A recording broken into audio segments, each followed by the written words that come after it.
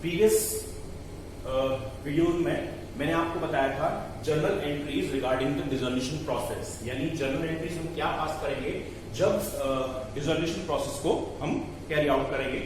Now today we going to start the new concept that is realisation expenses. Realisation expenses, ये मैंने आपको बताया था, these are the expenses which are incurred in the to complete the dissolution procedure.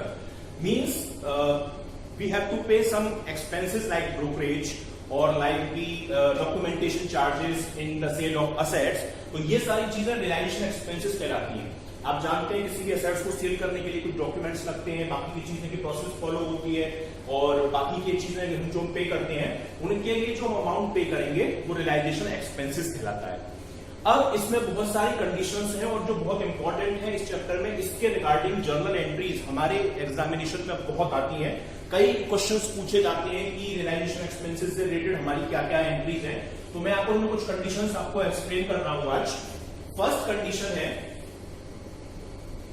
Realisation expenses borne and paid by firm. Means realization expenses have to be borne by firm and have to be paid by the firm, यानी realization expenses firm को ही पे करने थे और firm ने ही उनको पे किया है। तो उस कंडीशन में जनरल एंट्री हमारी क्या होगी? हमारी एंट्री होगी realisation account debit to cash और बैंक, यानी realisation account debit to cash और बैंक। ये मैंने आपको कल भी लिखाई थी, ये आप एंट्री पास करेंगे। सपोज ट्रांजेक्शन गिवन है आपको realisation expenses paid by the firm और रियलाइजेशन एक्सपेंसेस पेड 5000 रुपीज, तो आप सिंपल एंट्री क्या पास करेंगे? Realisation account debit to cash और बैंक 5000 रुपीज। अब सेकेंड कंडीशन इसमें क्या अप्लाई होती है? Realisation expenses borne by firm but paid by partner. Means realization expenses पे करने थे फर्म को लेकिन पे किए हैं किसी पार्टनर ने। Means सपोज एग्जांपल दे रखा है कि realisation expenses paid by P, यानी रियलाइजेशन एक्सपेंसेस पी को पे करने थे, सॉरी रियलाइजेशन एक्सपेंसेस पी ने पे कर दिए, तो उस केस में आप एंट्री क्या पास करोगे?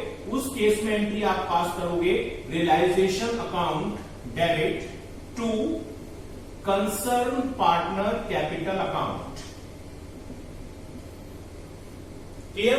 Realisation account debit to concern partner capital account. Means अगर सपोज जैसे पी ने रियलाइजेशन एक्सपेंसेस 5000 रुपीज पे कर दिए तो एंट्री क्या पास होगी? Realisation account debit to P's capital. जितना भी अमाउंट पी ने पे किया होगा उतने अमाउंट से आप ये एंट्री पास करोगे।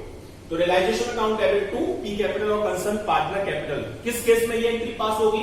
ये एंट्री पास होगी तब जब हमारी रियलाइजेशन एक्सपेंसेस किसको पे करने होंगे?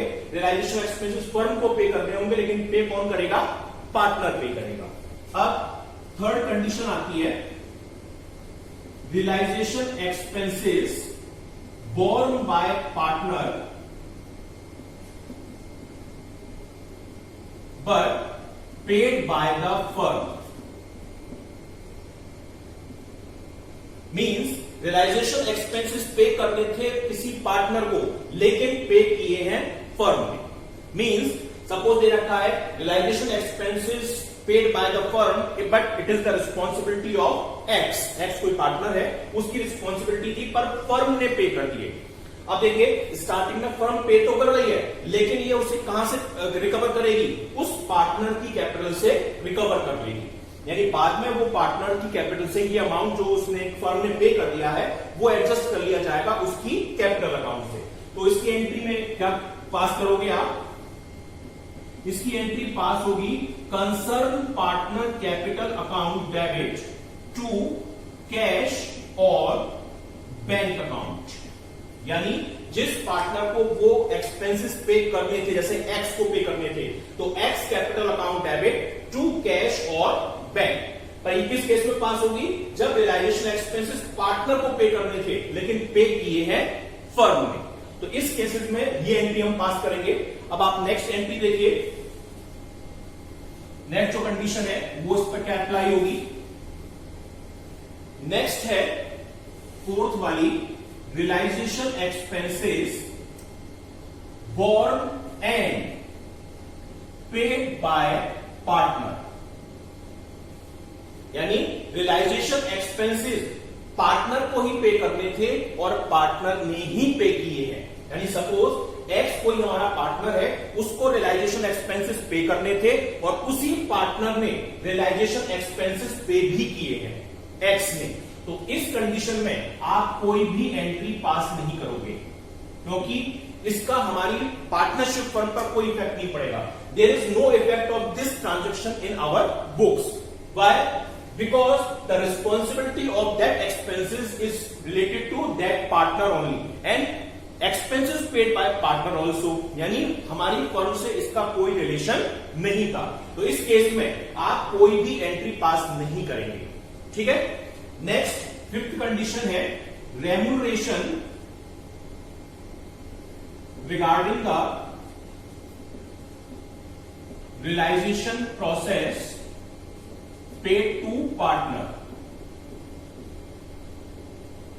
यानी हमने किसी पार्टनर को ये रिस्पॉन्सिबिलिटी दे दी कि वो रियलाइजेशन की पूरी कंप्लीट प्रोसेस को डील करेगा, यानी वो रियलाइजेशन की सारी प्रोसेस के रिगार्डिंग अपना वर्क करेगा, लेकिन हम उसको उस वर्क के अगेंस्ट कोई सैलरी पे कर रहे हैं, यानी we have to pay some amount of salary related to the work of realisation process.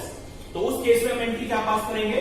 उस केस में हमारी एंट्री पास होगी realisation account debit to concern partner capital account. Means suppose X को हम 5,000 रुपीज की सैलरी दे रहे हैं regarding the realisation process और वो रियलाइजेशन के सारे एक्सपेंसेस बियर करेगा। तो उस केस में आप ये एंट्री पास करेंगे realisation account debit to X capital account. जितनी उसको सैलरी पे की है 5,000 रुपीज, उतना अमाउंट हम उसके जनरल एंट्री में पास करेंगे। अब सिक्स्थ कंडीशन है realisation expenses paid by borne by any partner and paid by another partner. ये कंडीशन देखिए, इस कंडीशन में है कि रियलाइजेशन एक्सपेंसेस किसी और पार्टनर को पे करने थे, लेकिन पे किए किसी और पार्टनर ने। सपोज हमारे यहाँ एक्स और वाई दो पार्टनर थे, एक्स को रियलाइजेशन एक्सपेंसेस 2,000 रुपीज पे करने थे, लेकिन पे किए किसने? वाई ने पे कर दिए। तो कंडीशन आएगी realisation expenses borne by any partner but paid by any other partner. तो उस केस में आप क्या करेंगे? Related partner capital account debit to partner capital account paid partner. Means जिस पार्टनर को पे करने थे वो एक्सपेंसेस, वो डेबिट में आएगा। मींस इस एग्जांपल में एक्स, और जिस पार्टनर ने पे किए वो क्रेडिट में आएगा, क्योंकि अब हमें ये जो पार्टनर है वाई वो एक्स से ये अमाउंट एडजस्ट करेगा। तो means X capital account debit to Y capital. ये एंट्री होगी हमारी जब इस कंडीशन में हमारी एंट्री जब पार्टनर कोई और पे करता है और पे उस किसी को और पार्टनर को करने होते हैं, तो उस केस में आप ये वाली एंट्री पास करेंगे। ठीक है। अब एक कंडीशन और आपके ऊपर अप्लाई होती है, यहां पर लास्ट है, आप कह लीजिए एक तरीके से रियलाइजेशन एक्सपेंसेस बोर्न, ये मैं आपको पहले बता चुका हूं शायद इससे रिलेटेड एंट्री कि realisation expenses paid and borne by the firm, यानी पार्टनर की जगह फर्म को ही पे करने थे और फर्म ने ही उसको पे किया, तो फर्स्ट ट्रांजेक्शन था, तो इसको आप एंट्री पास कर सकते हैं। तो ये आपकी जनरल एंट्रीज थी रिगार्डिंग द रियलाइजेशन एक्सपेंसेस। अब इनसे रिलेटेड जो क्वेश्चन है आपके, वो मैं आपको नेक्स्ट वीडियो में बताऊंगा। इनकी आपको प्रैक्टिस करनी होगी, क्योंकि आपको इससे रिलेटेड जनरल एंट्रीज हमारे एग्जामिनेशन में बहुत ज्यादा आती हैं। तो please learn and understand these entries and try to solve the question related to these topic, means journal entries regarding the realization process. तो आज के लिए इतना ही। नेक्स्ट वीडियो में मैं आपको कुछ क्वेश्चन कराऊंगा। Thank you.